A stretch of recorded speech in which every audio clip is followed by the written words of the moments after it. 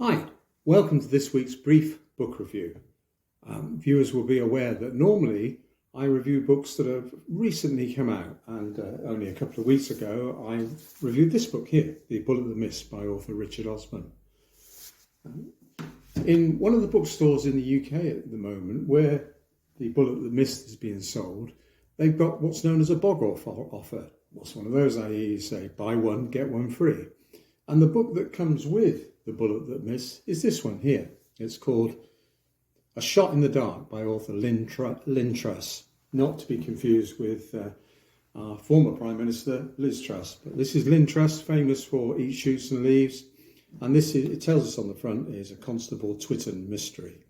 So this book is being sold with the Richard Osman book. So I thought, well, why not give it a review? Released in 2018, and there are now some more Constable Twitten mysteries. So what's all this about, I hear you say, Cliff? Well, it was based in Brighton in the 1950s.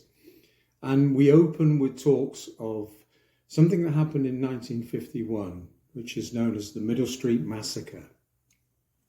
A situation where two Brighton gangs basically wiped each other out. The police inspector, Inspector Steen, who features heavily in this book, was covered in glory in this. He basically took his police contingent down to the seafront in Brighton, where the story is based, and bought them ice cream while the two gangs basically wiped each other out. He sort of lived on that since, and is convinced now that those two gangs are out of the picture, that there's no real crime in the Brighton area. His sergeant, Sergeant Brunswick, has other views on the matter. There were rumours that there was a third gang, a London gang, that's being managed by a person or persons unknown in the Brighton area. And the sergeant Sergeant Jim Brunswick wants to go undercover. Inspector Steen is not very happy about that and says, no, you can't. All of a sudden on the scene, a new constable appears. His name's Constable Twitten.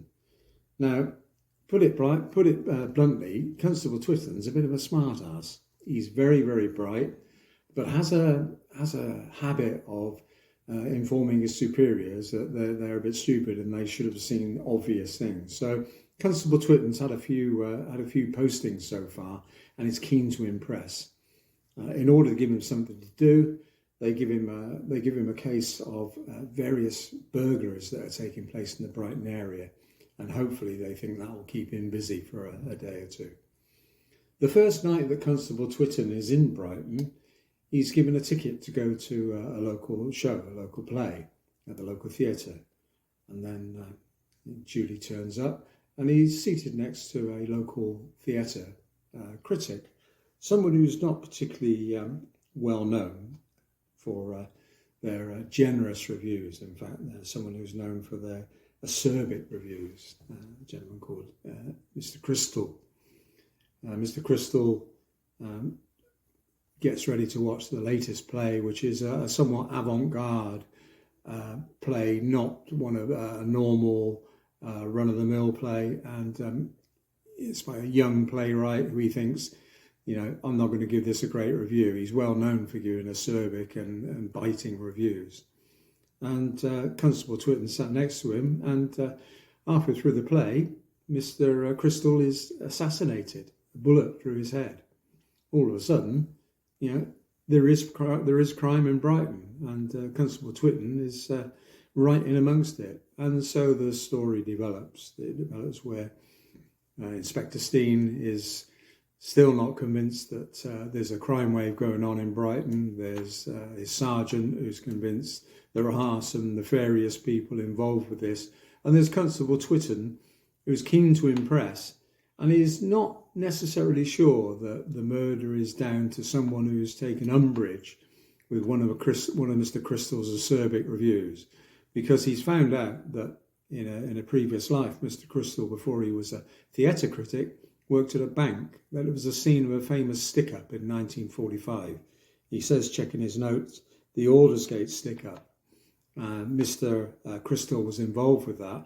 And Constable Twitten wonders is this just an irate actor, playwright getting their revenge on Mr. Crystal, or does it have something to do with this bank robbery that took place a few years back? And thus the story develops. So it's a jaunty little tale. I reviewed the Bullet That Missed, and I can see why this book is being sold with it, because to a certain extent they're quintessentially English tales. But the Bullet That Missed is a murder mystery with some humour. A Shot in the Dark is the complete opposite. It's a comedy, it's a farce, it's a quirky tale which has a murder mystery tagged along with it. So it's very much a book written in the form of a farce, and it's a typical English farce. And if you like that sort of stuff, it's a great book. Myself, I'd give it 6 out of 10. It's a reasonable read. You can read it I read it in 2 sessions. It wasn't that difficult, but it is a somewhat niche project, I guess. The characters originate from a radio series, and they're difficult to identify with. The policemen are all basically clueless, and there are there's a criminal mastermind hiding in plain sight, and you would think surely somebody must realise that whoever that is what they are. So it's a bit difficult to swallow, but if you take it at face value that it's a good, fun read, then absolutely fine. So I'd give it 6 out of 10. That's it for this week's brief book review. As I said, bit of a change this week, but for a gentle read, for a nice, easy read, give it a shot. So that's it for this week's brief book review. 10/10 till we do it again. Thank you.